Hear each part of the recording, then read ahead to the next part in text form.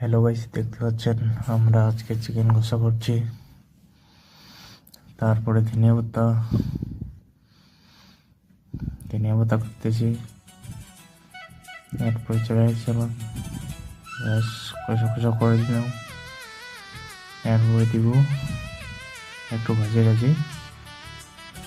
Tomato, ধনিয়া পাতা সব কিছু ছেড়ে দেব। ধনিয়া পাতা দিলাম,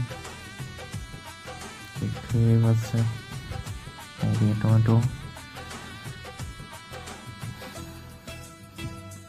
এবার দেখুন এখানে কষা কষা হয়ে গেছে। এই যে আমাদের তৈয়ার হয়ে গেল।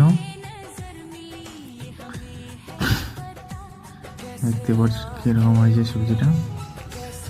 যে দেখুন এখন আমি টেস্ট করবো এই স্বাদিষ্ট কেমন হচ্ছে, আপনার সাথে শেয়ার করছি।